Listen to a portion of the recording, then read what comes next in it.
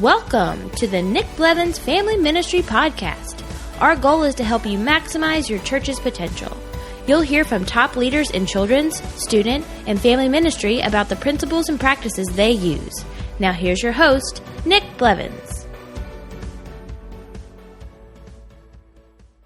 Everybody, welcome to the podcast. It's episode 110, and I'm talking with my friend Kenny Conley, who's back on the podcast for the third time. He's the first three-peat, and we're talking about ministry hacks. Kenny is probably the ministry leader I know who has the most ministry hacks or just tricks and tips and unique ways of doing things that help you do more, faster, better, all of that. There's so many things that I've learned from him that I've stolen his ideas and implemented them. And he's actually created a course that he's launching here in just a couple weeks called 33 Ministry Hacks, where he's going to, in 6 weeks, share 33 different hacks, walk you through it, like video demonstrations, the whole deal. But we got him on the podcast to share a couple that'll be in there and an additional one that's not even in the course. And as we talked, you'll see there's even some other things that popped up, some things I thought about, some things he thought about that are helpful for leading ministry, regardless if it's preschool, elementary, middle school, high school, or if you're a NextGen Pastor. These hacks are going to be helpful. You can apply into different things.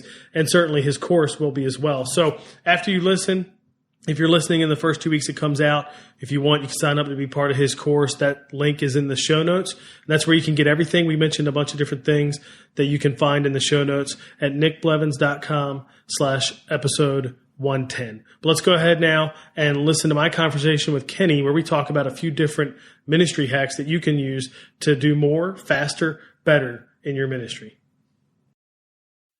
Well, today I'm talking with my friend Kenny Conley for the third time on the podcast. Kenny's the first three-peat. Welcome back, Kenny. Thank you. It's good to be back. It's good to be the first person recorded on this podcast 3 times. That's awesome. Yep, and you can start asking for royalties, but 50% of $0 is still $0. So well, the money doesn't really matter to me. The question I asked you just a few minutes ago, though, was how many times do I have to be on this before it becomes the Nick Blevins and Kenny Conley Family Ministry podcast? Yeah, naming rights is a different deal. That's got to be at least double digits. Well, so I have a goal to shoot for now. I have something that I'm aiming at. We'll have to see what listeners think, too. Are they going to root for 10 episodes of Kenny Conley? I think they will. I think you're that popular. I think that'll work. It may take 10 years, but that's okay. I'm a patient man. That's all good. And maybe who knows if it'll still be running then. I just had Justin Herman on the podcast, and he started a podcast for junior high ministry. And I think, like, when you name podcasts, this is a nerd podcast thing, but you'll do like 001. In case you ever hit 100, they'll still sort correctly. He did 0001, like 1,000. Like he could get to 10,000 one day, or 9,000, 9,999, whatever. That guy has vision. Yeah, that guy has vision. I did not look that far out, so congrats to him. So anything you want to update us on since the last time you were on? This is episode 110. Looks like you're on episode 67. So that's a good bit, actually. It's a good while. What's going on? It has been a while. Last time I was on the podcast, I was talking about your first year in NextGen, and I had just finished my first year in NextGen. I'm actually in a few weeks I'll be completing my second year. This is my second time as a NextGen Pastor. I spent 8 years as NextGen Pastor in Austin, Texas, and then it's been 2 years here now. It's been. I tell you what, this was a hard year. Year 2 was hard, and it's more challenging. A lot of it just because of a lot of family, personal stuff. Our kids were super sick this year. Everyone got hit with the flu and strep throat and things like that. I've been kind of leaning into another role for almost a year now. We've made some staff transitions in order to hire the right people and get the right people on the bus, but it caused me to also have to remove some people from staff. And I've been kind of living in a preschool ministry world for this last year in addition to Next Generation. But it's been good. We've in preschool, actually, we've tripled the number of volunteers in our preschool ministry since this time last year. Where we didn't have any coaches, we have, I think we have about 12 coaches now in all of our preschool ministry area. So although I'm tired of living in these two roles, the amount of work that I'm exerting now in preschool is significantly less than a year ago because we're just in such a healthier place with our coaches and with our volunteers. But it's been a very rewarding year. I'm a little tired. It was a long, hard year. Yeah, you kind of did the same thing in year one with elementary. So in some ways, you've had two jobs as NextGen Pastor the last 2 years. So hopefully the end is in sight. Now the different thing though with elementary though, I had two really high capacity interns. I had one intern that probably put in 15, 20 hours a week, and another intern who is literally here 40 hours a week. And I actually hired him. Of course, he was one of those guys that just couldn't afford to not hire him. So I actually brought him on. He's a part-time elementary small group director. And so that's what helped me in year one with elementary is I could still lead it, but I didn't have to be in the weeds. But when I took over preschool, like I am in the weeds, like full on, like people are texting me on Saturday if they're not going to be there. And that season's almost over. And now that we have coaches in place, now the coaches are starting to get those texts and emails and phone calls. But this is your 2 years, like, your first 2 or 3 years, you can't be afraid to jump in and lead a role. And sometimes that's the best thing you can do because it will infuse your vision and DNA into it and then hand that off to a new staff leader. I always say, you're doing it kind of different because this is early. It's your first 2 years. But I always say that's one of the big undervalued benefits of a NextGen pastor and that whole model is that when somebody steps down, there's consistency because a NextGen pastor could fill it in. Or even if the NextGen pastor left, there's the whole staff that they lead that can still keep things going while somebody comes in. It's just, a lot of times those transitions are a lot worse when there's not that role. I know people listening are thinking, okay, you recruited a ton of volunteers and you added 12 coaches or whatever in less than a year. That's what they want to hear about. But we're going to have to hold off because we're talking about ministry hacks and some different things you have. And some of them relate to volunteer recruiting. But as it relates to coaching and developing that, there is something that people can look forward to this fall that we're going to start. They're going to be excited about. So I just know people are asking that question. The question comes up all the time. How do you implement coaches? What does that look like? How do you get it going? You did that twice because you did it in elementary too. Mm-hmm. So I just want people to know that they'll hear more about that in a month or so, right? And you'll be contributing to that. Right. Today we're going to talk a little bit about one of my ministry hacks around volunteers and recruiting volunteers. So some of the tripling of volunteers, you're going to hear about that today in one of the processes that I have. But, you can learn a lot of this. Even you lead this volunteer playbook group course, which you walk through many of the same exact things that I walked through with my team. I had 2 people on my team go through your course this year, and it helped align what we were doing and what we needed to focus on in order to recruit these volunteers. Because for us this year, and I think everyone feels this way, like we live and die by our volunteers. And some of us are like sweating through the week to make sure that we're covered for Sunday. But the more you focus on it and the more intentional you are about it, if you walk through very systematic processes, which I know you do in the volunteer playbook, you get to a place where you're not sweating it on for the weekend because you have a good team in place. You've got coaches that have helped you get there. You've got a good subsystem. So like it becomes, you find some freedom actually on the weekend and leading into the weekend. Yep. Yeah. And the volunteer playbook group this round just closed registration yesterday, but we'll do it again in the fall. And I say one of the biggest benefits of the course in the group is the accountability. Because like every time when I ask people how many hours a week you spend on volunteer recruiting, the average is probably an hour and a half. Although actually it's probably 1 hour. You get some 1 hour, some 2, some say none. Some say like the best I ever see is like 4 hours a week. And I think the part of the value of the volunteer playbook group is there's some accountability to, okay, I'm going to commit to spending 3 to 5 hours a week, not just on recruiting, but even on my ministry. And if people stick with it, they see the results, which is just like you did. So we'll talk about how you did it in a minute, but I want to start. But I'll add to that to confirm that. Like in the early part of this year when I took it over, I was easily spending 10 to 15 hours a week just on volunteer recruiting, and so I tripled our team in about 6-9 months. But it wasn't because of like some special magic trick I did. It was hard work. It was like emailing, calling, texting. Didn't hear back from them. Email, calling. I was a step away from going and knocking on their door. And it was like, somebody's got to do that. And oftentimes it's got to be you. And until you set that pace, your people aren't going to do that. Who serve under you, they're not going to do it unless they see you do it. Yep. Yeah, and it's good for people to hear, too, that it wasn't a magic button. It wasn't one announcement from stage or one campaign or one message or whatever. Right. It was the hard work. So we're going to talk about a few different hacks that you use in ministry, obviously doing 2 jobs really the last 2 years. And with the stuff that you also do outside of your church, that's another couple jobs probably, right? So I'm sure you get the question all the time, how do you get everything done?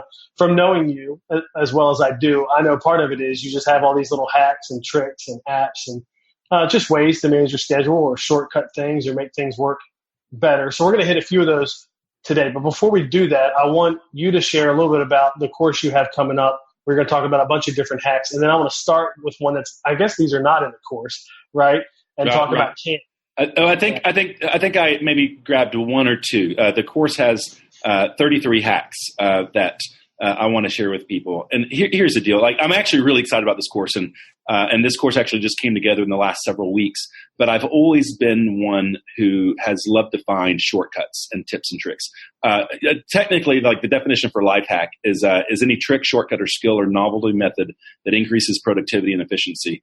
And that's really kind of what a life hack is. And so for me, I'm always looking for how can I get more things done in less time. And here's the thing, and I totally get it. Like, I struggle sometimes with working too much. I put too much on my plate. I struggle with, I probably learned this from my dad. I'm a little bit of a workaholic, so I have to put in really strong boundaries to make sure that I'm home and I'm fully present when I'm home. But for me, I'm always looking at my calendar and my schedule and saying, am I doing too much? Am I doing something that somebody else should be doing? Or is there a way that I can do what I'm currently doing? Can I do it faster? Not so that I can just do more stuff, but it's so that I can spend more time on the things that matter most. And I can spend more time doing the things that matter. So I'm always collecting little ideas that I'll see something. It's usually not ministry related. I'll see some piece of technology or some process, and I'll be like, oh, that would work great for recruiting, or that would work great for communication. And I begin to implement these things. And anytime I find this stuff, I'm always sharing with people because I love, because it's always fun to see somebody else's, like, the light bulb come on and their eyes get real big and they're like, oh my goodness, I never thought of something like that. And to me, there's a lot of joy in that. And so this was an opportunity for me to share it with a lot of people and share some of my favorite ones. And some of the ones are alone. This will add 10 more hours back into your week by utilizing some of these hacks. So that's what the course is about. It's 33 of my favorite ministry hacks. We're going to spend 6 weeks. They're categorized around different topics. So we'll spend one whole day just on design, publishing sort of things. Like, you got to put together a sign or a sign up form or a web page or a graphic or something like that. There's one whole one dedicated to communication, from texting to email and other forms of communication. There's some on just some basic ministry hacks, some of the different tools and resources that would help you in just about every aspect of your ministry. And I spent an entire week on the course just on email. There is enough things. Email is probably the biggest time suck all of us have. It's True. Easy to get drawn into your email and spend all your time. And most people know, like, about getting things done. And I'm terrible at it. Like, my email account right now, I manage 4 different email accounts. You total them all together, I probably got about 800 emails that they've all been read, but they're just sitting there waiting for action. So I'm not good at that aspect, but there are certain aspects around my email that does make it easier and helps me spend less time on email and more time getting things done.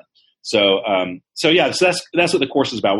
The course officially opened last week, and it's open for like another 2 weeks. So I'm sorry, I wish I had written that down. It's open for registration for another 2 weeks or whatever. 12th. So then it starts the 12th. July 12th it starts? No, July 12th I think is the last day, or the 11th is the last day. I believe it starts on the 14th. I could be totally wrong, but that'll be in the show notes, right? Just sign up. Don't worry about when it starts. Just sign up. Just don't wait too long. Well, if people are listening when it comes out, then they only have a week or two to sign up anyway, so they're just going to jump on it. If they're listening later, I'm sure you'll offer it again, and certainly just the 4 hacks that we're going to talk about today will be helpful. One of them, the one I want to start with is camp. I remember a few years ago learning how you did camp registration and deadlines and even coupling it with some other deals and an event that you pulled off. I mean, there's just a lot of cool stuff that was involved in here. Is this one in the course? No. Or is this bonus? This is a bonus. This is a Nick Blevins special. That's right, exclusive. So tell us about how you do camp. I know I've taken some from what you do here, applied it to our church as well. Not even just camp. We even apply some of these principles to events.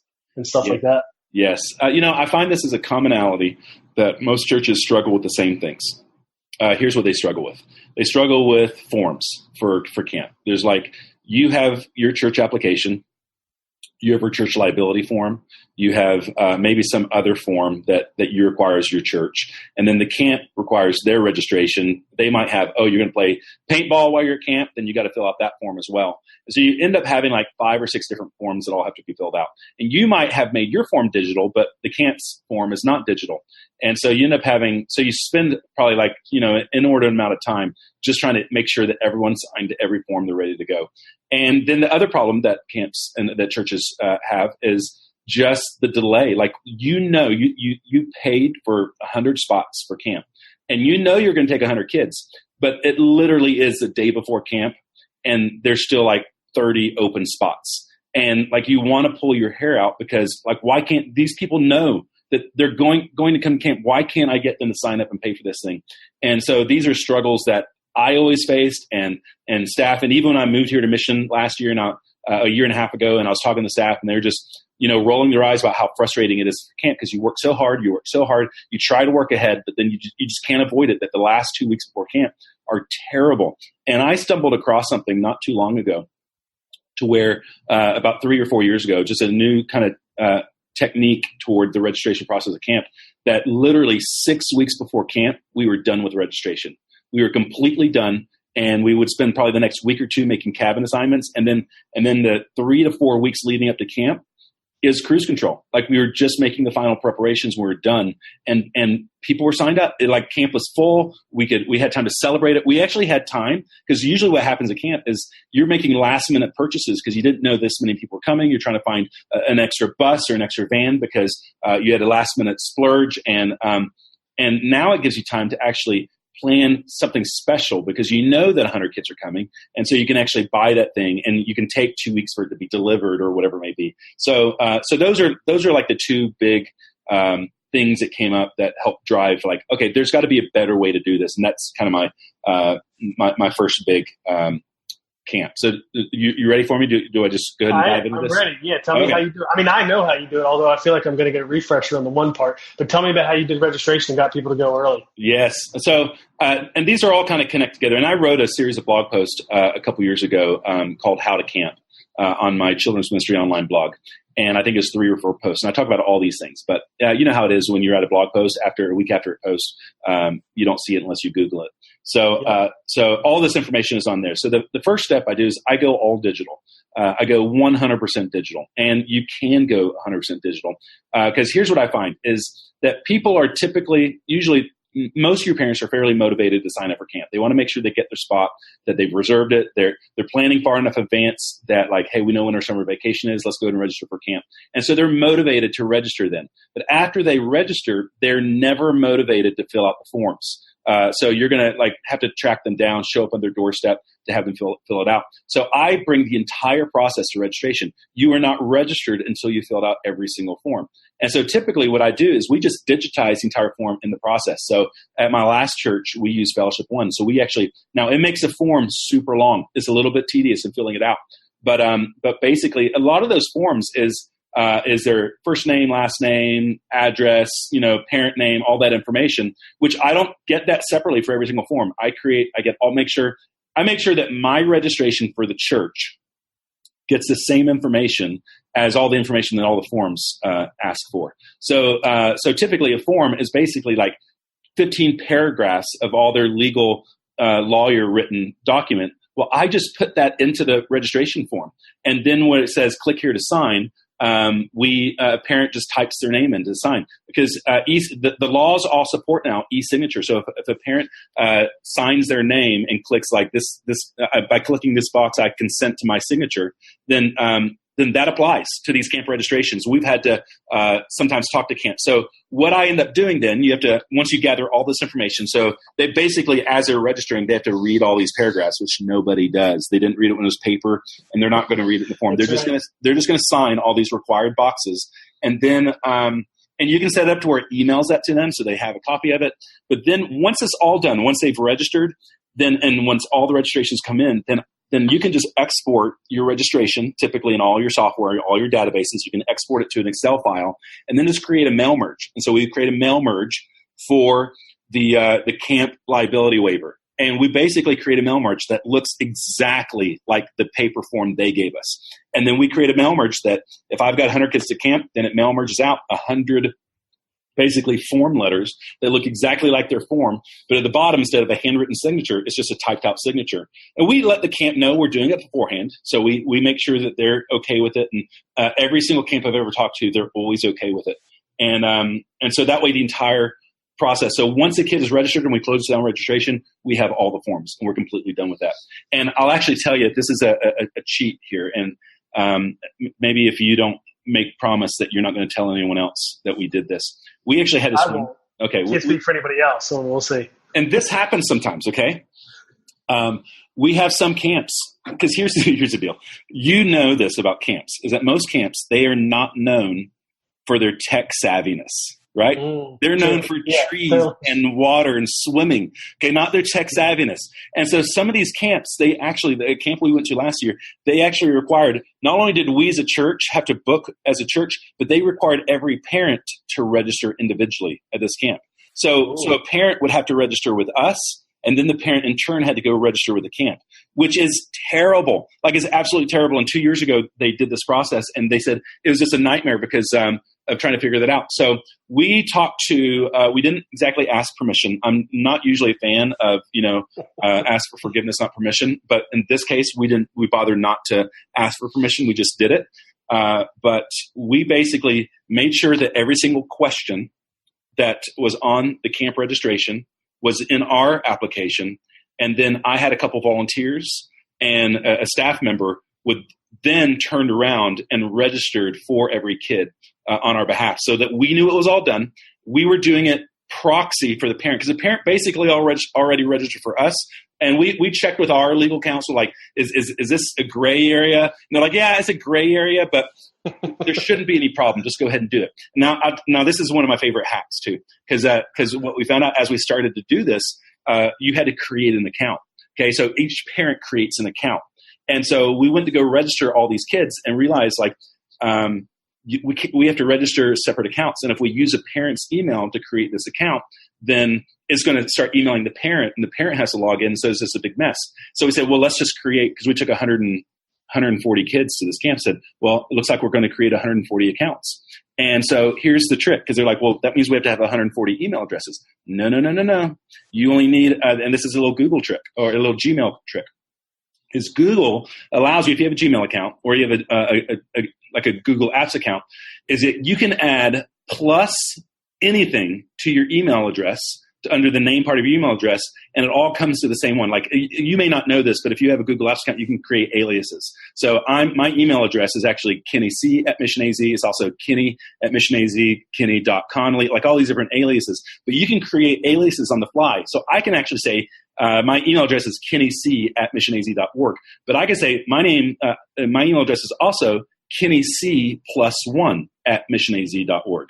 KennyC+2@MissionAZ.org. And if anyone emails me any of these, it sends it to my email address. So we created, we didn't use my email, but we basically had KennyC+1, +2, +3, +4. And so we created 140 accounts and registered them. And that, because we didn't want to ask parents to do more than the process that we created from the very beginning. So we created an all digital application process, and it worked. Parents loved it. It was super easy. It was an easy ask to have them register and pay at the beginning. And we charge their cars again later at the end if they only pay the deposit at the beginning. But we just made it easier for parents, even if it meant a little bit of an extra work and for us, when I say a little extra work, it was easier for us to get 3 or 4 volunteers to come in and knock out all these applications in one day than spend 3 months trying to track down every form. So you just realized there's a couple of things I thought of while you were talking about that.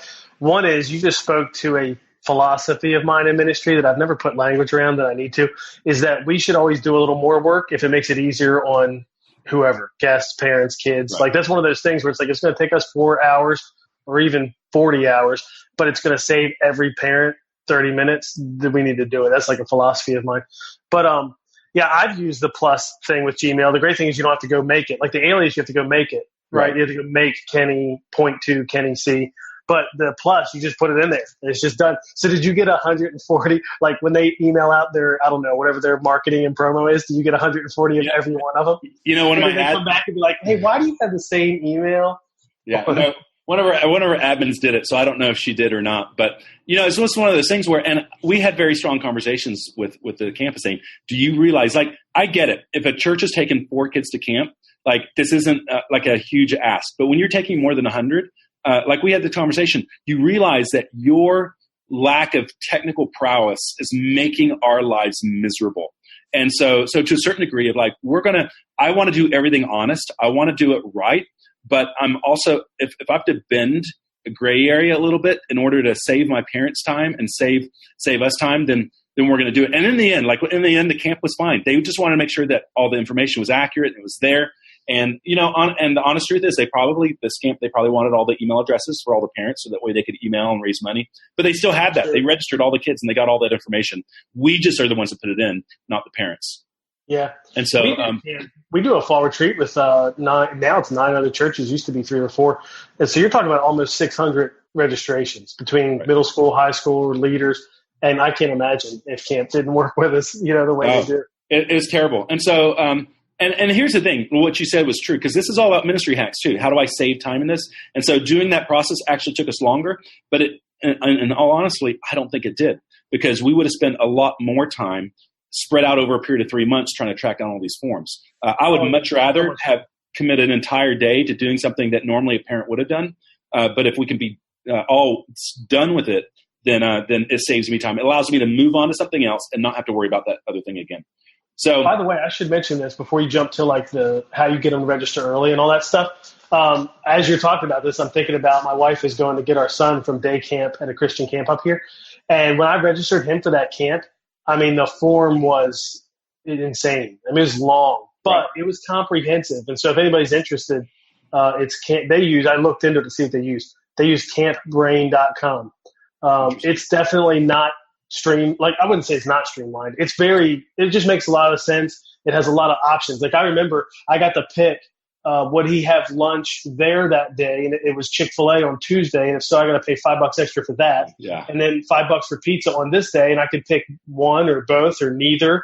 And like, it just was as I'm doing it, I'm thinking about church. And I'm like, this is amazing. Like they have thought through all the variables, but it's not simple. So that's the downside. You know, I'll tell you this that we did too is, I told you we did this mail merge. And so that way we did this mail merge for the forms. We created like 5 or 6 different mail merges because I had a mail merge for a complete application. Because we also, when we got to the camp, at some camps, some other camps we did, we actually just had to bring a completed application. So we created mail merge. That was a 2-page front and back completed application. I had a camper profile for our volunteers. So every volunteer had one sheet that had all their allergies and contact information. So you could create like an unlimited number of profile pages of your kids to give to different. The nurse had a copy of all the applications with all the emergency medical stuff. And then there was this last year, I did remember there was this one camp in California that was very, very outdated. And they required, one of the applications was a paper application and it required a parent signature, and they would not authorize us to do a digital signature. So what we did, we still did it. We faked their form. We created a new form and did a mail merge. So all the data, when the parents typed it all in, it all went to this form. And then we just left the signature line blank. So when the parents dropped their kids off for camp, all they had to do was sign one form and it was done. So that was our one way. So you can typically work around everything. So I know I don't want us to run out of time. So I want to tell you about the schedule. So here's the deal. It comes down to camp, and this is kind of 2 pieces here. One of the things I call it camp math. It's actually doing the math to figure out how much camp is actually going to cost. Because you might sign up for a camp and say it's $110 per kid or $200 per kid or whatever it may be, but that's not actually your cost. That's the cost for you as a church to pay for that spot. But then you've also got to build in the cost of your volunteers. You got to build in the cost of transportation. You want to do a special T-shirt or some swag. You got to build in all that cost. And so I kind of go into detail of all that on one of these blog posts on the pricing and such. But you got to find out what is your bottom line cost for every single kid. And usually I try to factor in a $5 or $10 buffer. So it gives me a little bit of space if something was a little bit more expensive or a little bit less expensive. And so find out what your cost is. And then, this is the secret, then you got to motivate them to sign up early. And for most parents, it always comes down to the dollars. It comes down to how much does this thing actually cost. So if I have a camp that costs, maybe the actual cost per kid is $250, then I know that, and that includes a little bit of a buffer, that's like my base cost. So when I start looking at what do I want to charge parents, because you don't have to charge parents $150. You can charge a variety of costs around that. And so typically what I do is I find that when there are deadlines, price deadlines, parents are very motivated towards those. So like usually once you launch camp registration and you launch it and you got like, this is the cheapest price all year, then you're going to have a surge of people that sign up for that. And then like a month later, you can raise the price, maybe raise it by $15, $20, $25. You're going to have a surge of registrations trying to beat that price.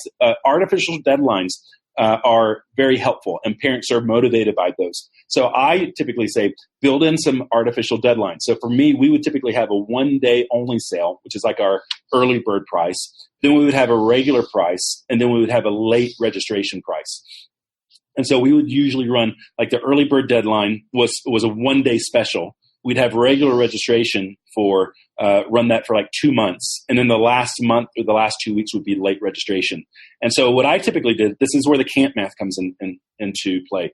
Basically, I know that if camp costs $250 per kid, then in the end, when it's all said and done, I need to have brought in $250 per kid averaged out across all the kids. Like that's all that matters. If I'm a couple $100 less or a couple $100 over, that's great. But it all comes down to that's where I got to end. So typically what I do then, I know that my base price is not going to be $250.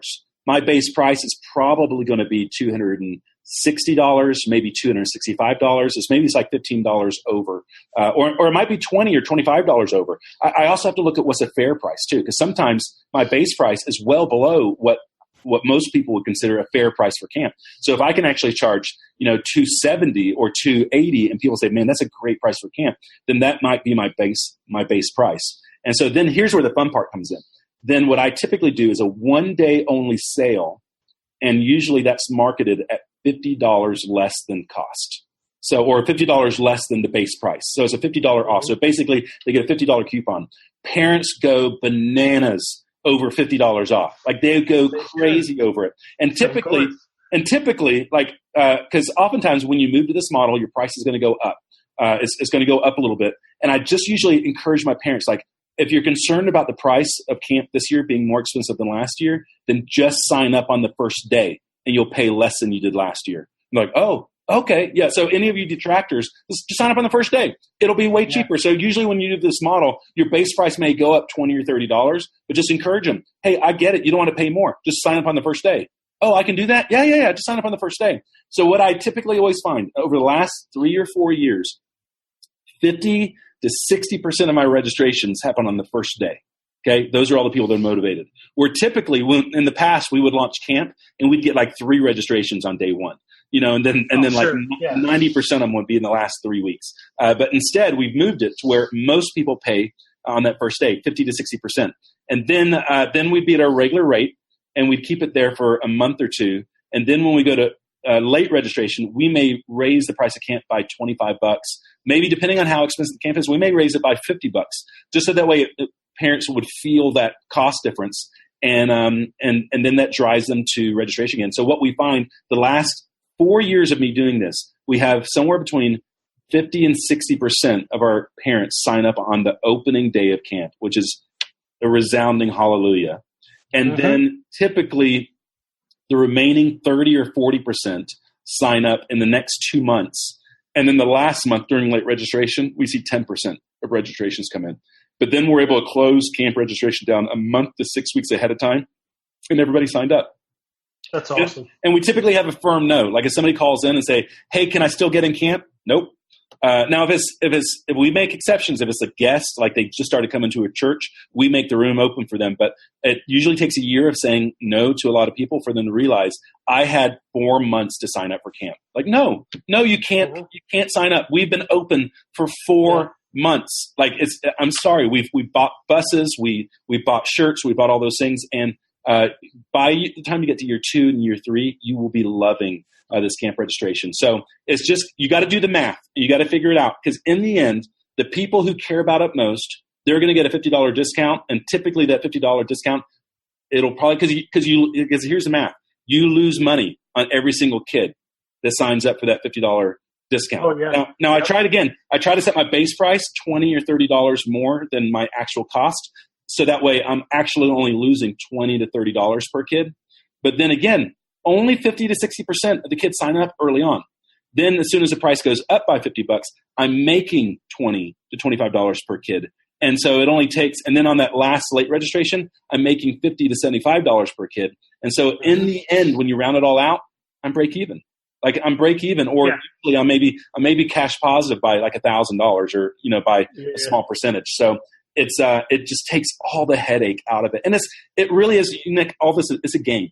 We're just playing a game. It's what stores do to us. Like, hey, if you sign up by tonight, you get $20. They're playing the same game. It's playing to our behaviors, that we're last minute people. We're too busy. We're too full. And the only thing that will motivate us to do the thing that we need to do by time is if it costs us something or we win something. And so we feel like we win because we save some money. Yeah, that's like in the sports world, that guy I don't know why I can't think of his name right now, but he was the GM of the Packers for a long time. He always has that phrase, deadlines for action. Right. Like whenever there's negotiations, or like LeBron just signed that big deal. In like an NFL world or something, he always talks about deadlines for action. Like you just can't even expect anything 3 weeks, before the deadline. And so what you're doing is putting in real deadlines.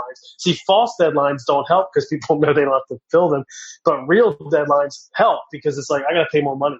That's good.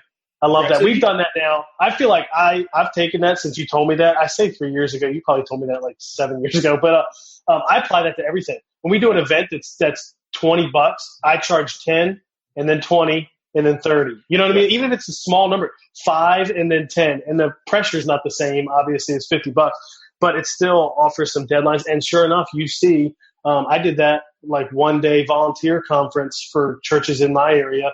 And we did 3 price points, and every day that a price went up was the boost of registrations. Like we got very little in between, and then every day that a price went up, you saw the and boost. I think some people will have a hard time with this. They're like, well, if it only costs $250, why would you charge this, and why would you charge this?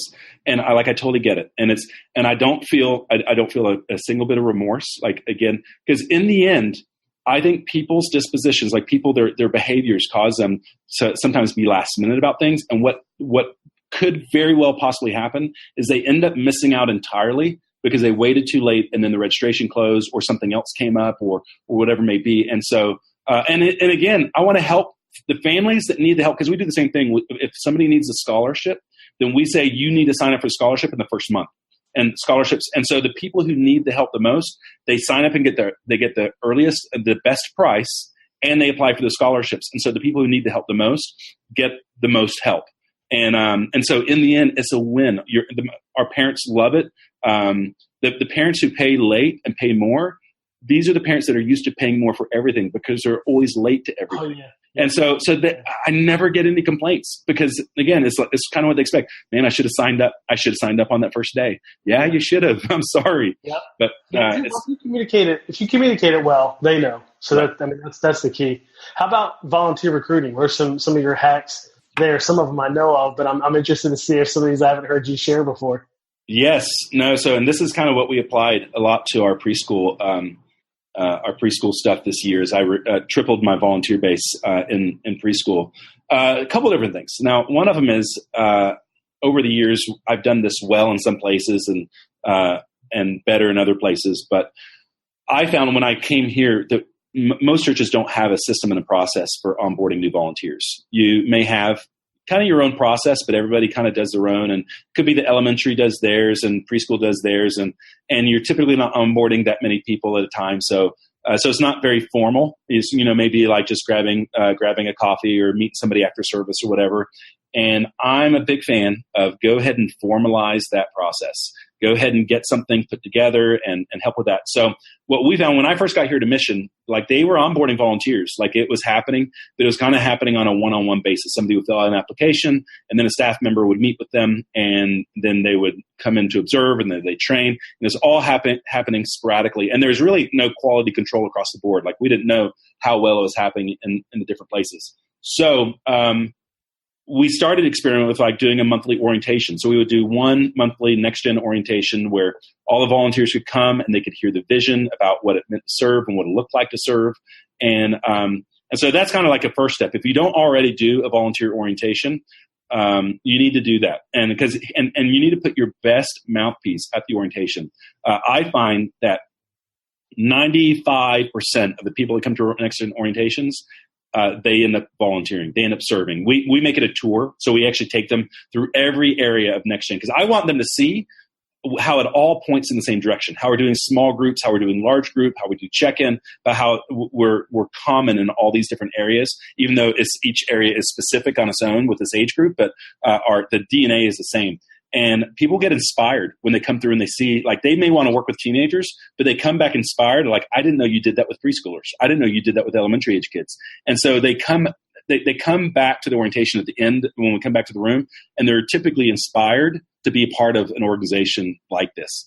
And so if you can do an orientation and maybe make it NextGen whole or make it your ministry whole, then do that. And here's the other thing that I say too. When we started this here at Mission, and the same thing when I was at my last church, Gateway, we would do a monthly orientation. And what I have found is that a monthly orientation just isn't enough. And usually when you're thinking about doing the orientation, you're like, well, we've got like 6 or 7 people showing up for the orientation. We can easily do it once a month. But I encourage you, try doing it twice a month. And what I found every single time when I created more capacity for volunteer orientations, I had more people show up for these things. You'll find when you're trying to schedule people for orientation, it is like herding kittens to get them to come to this orientation. Not because they don't want to serve, but because they're so busy. And if you only do it once a month, it's going to take you forever to get them. But if you do it more often, and so we immediately, it's funny, this about 5 weeks ago, about 5 months ago, we switched from one orientation a month to 2 orientations a month. And we immediately saw almost twice as many people coming through orientations just because we switched to doing it more often. And I got a question real quick before, because I think I'll forget it if you get to the other parts. Do you, from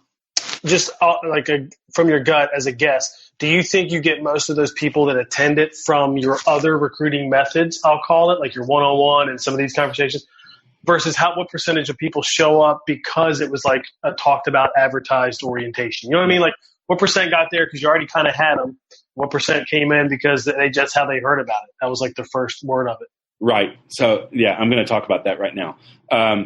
You get people from all sorts of different channels. Some of them, people just find your application on your website and they sign up and they fill out the application.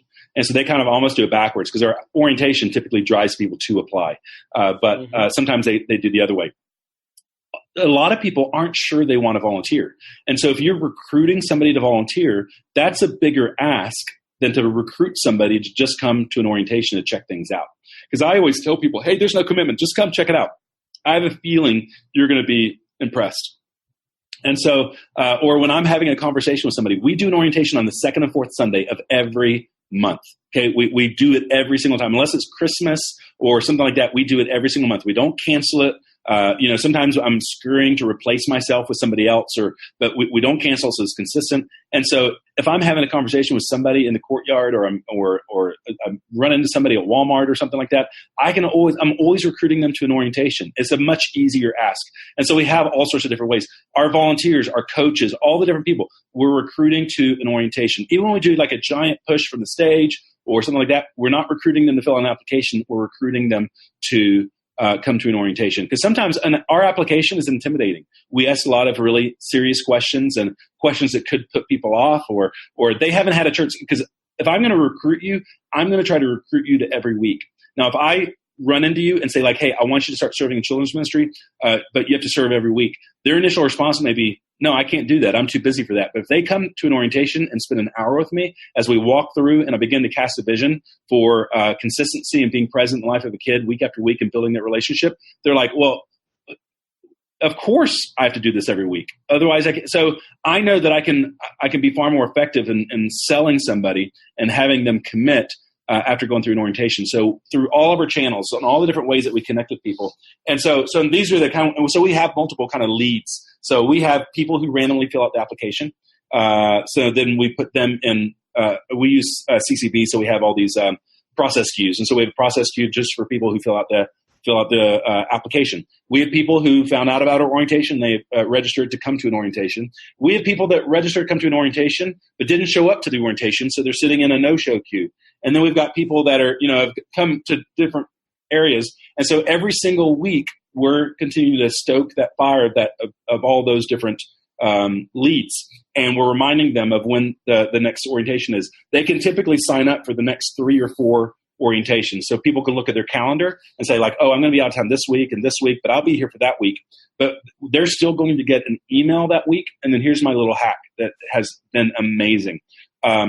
We send an email out like on Tuesday or Wednesday to remind them of the orientation coming up this week. Even if they're not signed up for an orientation, we remind them that we have one this coming up Sunday. You can show up for it, or here's a link. You can sign up for the one you do want to come to. And then usually on Saturday night at about 7 o'clock p.m. or 8 o'clock p.m., I text personally every single person in the feed, which is oftentimes about 40 or 50 people. Now, I have a hack that I do this. My admin helps me do it, is that I have about 5 or 6 scripted text that I say. So for the people who are already signed up to the orientation, it says, hey, I'm so excited to see you at the orientation tomorrow. Don't forget it's at the seminar room at 10:30 and blah, blah, blah. It has all that information. And so she exports it all to a Google spreadsheet, and she pastes that little script by everybody's name and email or phone number for each person. And then I actually put the person's name in it. So I put like, hey, Michael, this is Kenny from Mission. Can't wait to see you tomorrow. And so it's a custom text for each one. And then I open up Messenger on my computer and I just copy and paste. I copy the phone number, paste it into the 2, copy the script, paste it into the subject, hit send, go to the next one. It takes me about 10 minutes to do like 30 of them. And then for the next 2 hours, my phone blows up and people say, oh man, thanks for texting me. I'm not going to be there tomorrow. When's the next one? And then I just send them the link to where they can sign up for the next one. Oh yeah, I'll be there. Can I bring my brother? Yes. And so, and I'm amazed. This last Sunday, okay, the last week of June, which is where I'm in Arizona. It's dead here in the summer. It's 112 degrees today. Okay. No wonder. And so, I'm dying out here at 95. I feel like that's the limit. This is crazy. I normally average like 5 or 6 people to an orientation every time I do it. I had 28 people show up to my orientation 2 Sundays. Nice. 28. And I was like blown out of my mind. I said, who are these people? Where'd they come from? But it was just like, it was about 30 or 40 people in our queue that had gotten stuck and they just hadn't come yet. And for whatever reason, they weren't on vacation. They weren't out of town. They got the email that week. And then as soon as they got my text, everyone started, oh, yeah, we'll be there. Yeah, we'll be there. Yeah, we'll be there. And then we had all those people come through. And so you'll be amazed. But again, we work on it. So we make sure that list is up to date. And when people haven't responded to my text or or the emails, and like after the 4th or 5th attempt, we remove them. We put them. We have actually a process queue called failure to launch, and so we put them in there. And then, but we just keep working people through the process. Now, as soon as they come to the orientation, they fill out an application, and I actually right now I have paper applications because I'd rather get it on paper while they're there than to have to chase them down and send them links later. Now, actually, this morning, as I was talking through all this content in my head, I thought, like, I don't have to do it on paper. I can actually, in the room, I can have them text the number, and when they text that number, it'll send them a link, and they can just fill it on their phone, which we're going to start doing that soon. That's another little ministry hack, because I'd rather it be on our form than filling out paper, because it's hard to read handwriting sometimes. But so that way, when they finish at the orientation, we have an application on them, and then the next process, so we send them to ministry leader. We designate that out, and then we have a observation process where everyone observes for 2 weeks. And we've created this really cool process, which I can go into more detail on it some other time in some other venue, but it's an apprenticing process. We learned this from North Point, where basically somebody observes for 2 weeks and our coaches lead this apprentice process. where that volunteer might sit in a second grade small group that Sunday. And there's actually a piece of paper that the coach has or that small group leader that they're shadowing has. And they're literally throughout that day, they're checking off everything on that list. Like, oh, we also, when the kids get here, we take their tag and we stick it on this binder. Okay, that's how we do it. Then you're basically checking off every experience they need to see on that day. And then on the next week that they come, we have another apprentice sheet of things that they have to check off that they have seen and experienced or heard before they're done. And so it's our observation is also our training to make sure that every single volunteer has been trained on all the things that we want them to be trained on or have seen that. So that's kind of our volunteer recruiting process, and that's the process that we've used. Now, when I stepped in, our preschool ministry was like, it was hurting a little bit. So I was sending a lot of visionary emails to parents. I was looking for parents who came on a regular basis. I was looking for parents who were here for 2 services because they got maybe a junior high or high school kid. I was looking for emails. So I was like getting really flexible and creative on who might possibly be here. People who've been at the church for like more than 5 years that weren't volunteering. And I was finding these different segments of volunteers and creating custom emails to them of like, hey, I know that you have been here for a long time and you've got kids in high school, so you're here for 2 services. But you've got a preschooler as well, and this is what we're building in preschool. And it's like super visionary. Like, we're going to build something that 10 years from now we're going to look back and say, look at that, we built this together.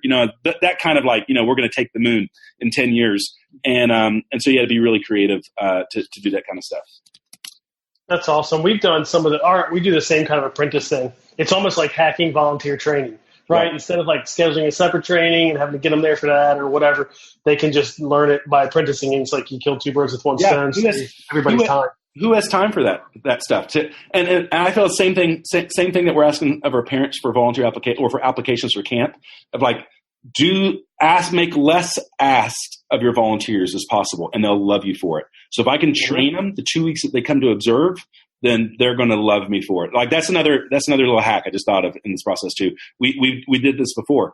A great time to train your small group leaders is decide like maybe twice a year, have your large group team create an hour-long large group, and then pull all your small group leaders into a different room and train them for an hour.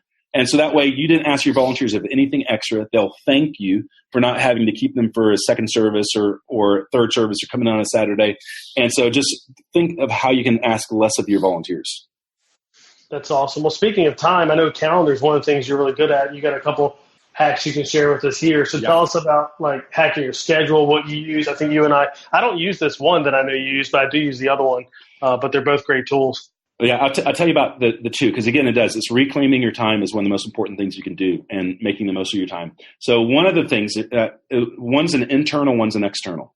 We use Google Apps for the last 3 churches I've worked at, or the last 2 churches I've worked at, we've used Google Apps.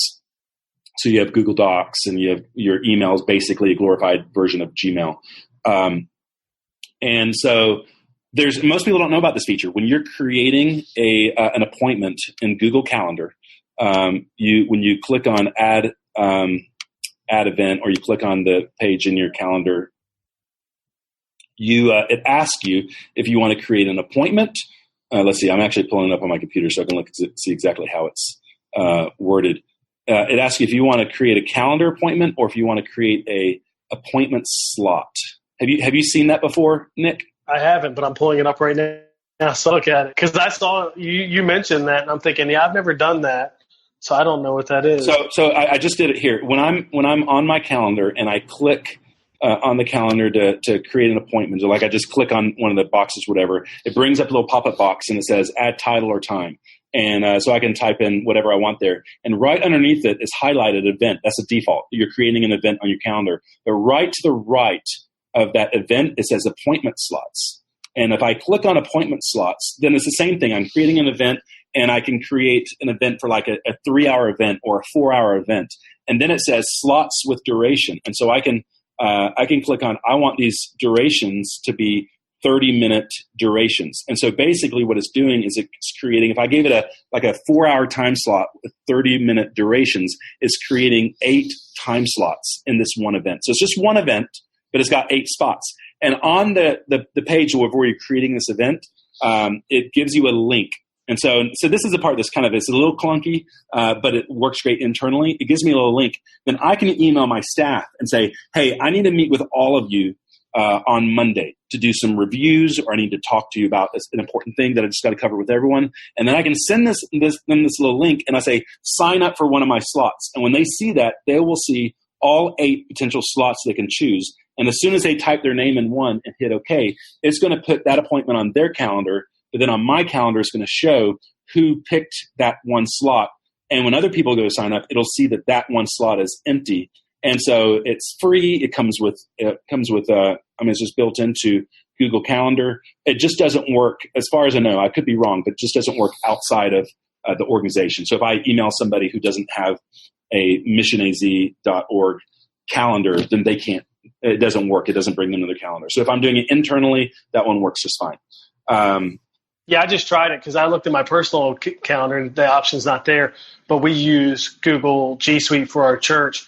And I went and logged in there, and sure enough, there's appointment slots. I didn't even use that before. It's good. It's cool. And so what you can do is you could create tell your staff, you could make it to where hey, every Monday I want to meet with my staff, or I'm going to set aside 2 or 3 hours of time on Mondays to meet with you guys. Here's the link to set an appointment, and just pick a time every Monday from 2 to 5 o'clock. I'm available. Just pick a time, and if my calendar says, hey, I got a meeting with you, then I'm going to show up for that meeting with you. But if you don't need the meeting, I'm going to just go work on my own stuff. And so I think that's important, because sometimes as leaders, we make ourselves too available, and which is good for our staff. But if you make yourself too available, then you're not going to get done the things that you need to get done. You're not going to be able to lead well. But if you give some boundaries and tell your staff, hey, I can meet at this time, then they can come and meet with you at that time. And now the external calendar I use, which is amazing, is called Calendly.com. You use this one, don't you? Calendly.com. I do. I love it. It's great because you can have different types of appointments. I don't know. Do you know what? I should look this up. There's at some point you pay, at some point it's free. I don't know what features you get free and what ones you pay for. I think it's if you want to create it for your organization, and so if you want somebody, you send out an email and say, click on this link, and not only can they pick a time on your calendar, but they can click a time on 2 or 3 different people's calendars. You pay for that feature. But for most of the part, and I just told my adult ministries small group pastor about this, and he about gave me a kiss, because he said, this is saving my life. Because what he's done is he manages probably about 150 volunteer small group leaders for adults. And he basically said, hey, every Monday I'm available, or he's got 3 or 4 days of the week that he's available to meet at Starbucks for lunch, for coffee or whatever. And so he sends that email out to all his volunteers to say, hey, it's first come, first serve. And then they can they click on the link, and it opens up the week, and you can see all the slots that are available. And they just click on it. And the beauty of the way it's integrated into Gmail, into Google Calendar, is when somebody takes a slot, it automatically schedules it to their calendar, and the person you're booking the appointment with, it schedules it on that calendar. You can ask questions. I might say, what do you want to talk about in our meeting? And they can answer that. So I can just open up my calendar, see, hey, I'm meeting with Nick, and he wants to talk about getting a raise, whatever it may be. And it's all built in there. And then if for some reason, and it's on my calendar, so I can't accidentally book over it with another appointment if something else comes up. But if I need to cancel or they need to cancel, you can just cancel from your calendar, and it lets everybody know. It opens it back up on Calendly for somebody else to rebook it again. It is beautiful, and it's free. You can do it all for free, so I love it a ton. Yeah, I love it. I just looked it up. I know why I paid, because I know I pay for it, and I wasn't sure why. It's because for free, you get one event type. Hey, it's a 30-minute meeting with me. What I use it for is podcast guests. Actually, that's a big thing. I send that link, and then they can schedule what they want to schedule. And just like you said, it's great because it asks them a couple key questions I need to know. It gives them a document that I've created about, hey, how to prepare for the podcast. What do you need to know? And they get all of that, which is great. Yeah. So if you pay, you get unlimited event types. You can have a 30-minute call, a 60-minute call, a podcast interview, a small group leader meeting, whatever. There's other features with the pay version, but that's the only reason I use it. No. But I love it. I just have to remember to block out some, every now and then I'll forget to go block out time on my calendar. For instance, we got this camp next week, and I didn't block out the days I usually set aside for things like that. I had to go back and do it once somebody booked something. It was oh, actually, no, that's not available. Sorry. I wasn't ahead of the game there. Now, let me tell you this is the one hack I'm going to tell you about this, that you're going to want to give me $100. because this is going to save you so much time. Okay. That's a bold sell right there. It is. But let me tell you, it's going to save your life. So, and I've had to do this for multiple different types of things. At Gateway, we used to do baptism interviews and we would film baptism interviews. And sometimes we'd be doing a big push and we'd have like 30 people that needed to come in. We had a video crew set up to record these video testimonies, and we had them set up for like 4 or 5 hours. And we had like 30 kids that we needed to have come in and schedule when they were going to do their interview. This is what it normally works like when you don't have a hack like this.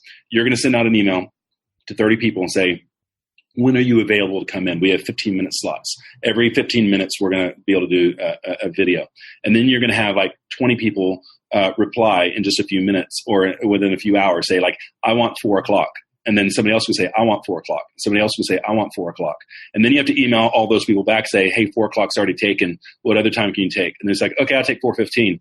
And then somebody else says, I'll do 4:15. And then you have to email that person back, say 4:15 is taken. Like this will be your part-time job of just trying to get 30 people scheduled. You use something like Calendly. As soon as somebody takes a slot, it's gone. And somebody else can do it. I've done this for, like, we did like a vacation Bible school and we were doing baptisms at the end of the week, but we wanted to meet with all the families. And so we had like 30 families that we were trying to schedule to come and meet with one of our staff to walk them through the baptism process. And using something like Calendly takes all the crazy out of it and just lets people just pick their spots. And as soon as they pick their spots, then you know exactly who's coming and when they're coming and all those things. And it takes all the hassle out of scheduling a larger number of people for your availability. That's awesome. I love it. I pushed for our team to use it for our camp this year. There's like, it's like this arts camp, and some of the kids that are going to be like, with stage roles, they have to audition. And that's exactly what I wanted to use. The same way you just described it. Like, here are the windows you can sign up. Here's the windows you can sign up, pick your time, and then you get automatic email. And you even get reminders, right? I don't know if you mentioned that. I can't. Yep. But like, that's another great thing. You can have, they get a reminder. They get a reminder. Yeah. You get set that up. You can set how far in advance they get a reminder and what they get as a reminder and all that stuff. Is amazing. I love it. It's awesome. Well, there's some good hacks. It's like 3 hacks, but then with like some mini hacks mixed in there, which is awesome. Again, those were good, juicy hacks. That's right. If anybody's interested in the course, 33 ministry hacks total. Is that what you're doing? I've got like 31 more this year. Now, some of them are simple ones, some of them are small, but hacks like that. And I've got some big ones too. Some big ones that, again, it's gonna add so much time back to your calendar that you can focus on the things that only you can do, and it's gonna help your ministry a ton.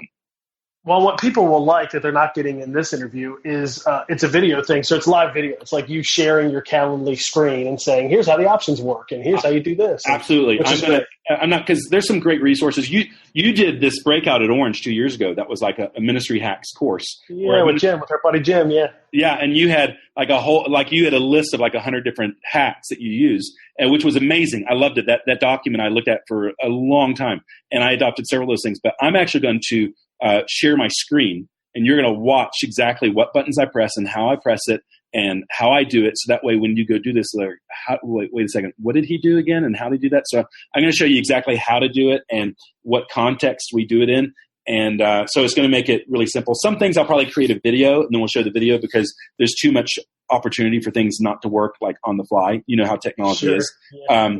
But then on the other side of it, this is a cool part too. I expect, we're going to have probably 30, 40 people come through this course. And I expect by the time this course is over, because it's also a community, it's going to be a Facebook group, that I expect that I'm going to walk out of this course with 10 new hacks because there's stuff that other people know. They're like, oh, this is kind of like what I do. And then they're going to share and it's like, oh my gosh. And so you're going to learn a lot from that stuff as well. Cool. So if people are listening as this is released, you got 2 weeks or not even quite to sign up if they want to do that. If not, it'll come back again. It'll come back. I'm sure. So thanks for sharing a few with us here. And how can people connect with you? If they're interested, not just in this, but even, you blog on 2 different sites for 2 different kind of roles. So tell us a little bit about that as we sign up. So you can find me in a lot of places right now. Children's Ministry Online. I blog there with some other people. And I've been there the longest. It's about 11 years old. You can also find me on IamNextGen.com, where I blog about being a NextGen pastor and those sorts of things. And I also just got together with a couple friends I've been living in this preschool ministry world. And one of my biggest frustrations is like, where do I go for great preschool leadership resources and things like that? And so it's hard to find some of these. And so me and my friends, Aaron English and Kelly Stockdale, we created preschoolministryleader.com. And we've got a website there with some really cool resources to download, that if you have a preschool director or you are a preschool director, you might want to check some of these resources out. They're just super sharp looking resources that you can download and put in your ministry, but using your ministry right away. And you can also find me on Twitter, Kenny Conley, on Instagram, Kenny Conley, Facebook, Kenny Conley. You can email me through any of my websites. So shoot me up. I'd love to talk to you. Cool. And I had Aaron English on the podcast. I got to get Kelly on. You got to put me in touch, have Kelly on. We can talk preschool. These are some very smart women. So because Aaron and I did overall like volunteer recruiting and all that. We didn't really even hit preschool. It'd be great to have Kelly on and Aaron on again at some point and talk preschool. Cool. Well, Kenny, thanks for coming on the podcast. I'm sure the course is going to be a lot of fun. I can't wait to hear how it goes and what things you learn. It's going to be like 73 ministry hacks next round, and then 125. It probably will be. I'll have to raise the price a little bit. Yeah, that's right. All right. Thanks, Kenny. Awesome. Thank you. So there you have it. You got a few ministry hacks there, at least some, like maybe 10 mixed into 3 different categories.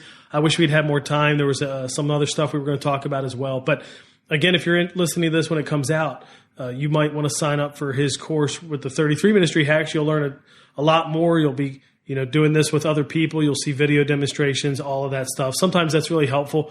I wish I had some video demonstrations for some of the apps and software and different things that I've learned to use. Calendly was one of them. I learned it, obviously, but it would have been easier if somebody had said, hey, let me take 5 minutes and show you where everything is and how it works and where all the options are.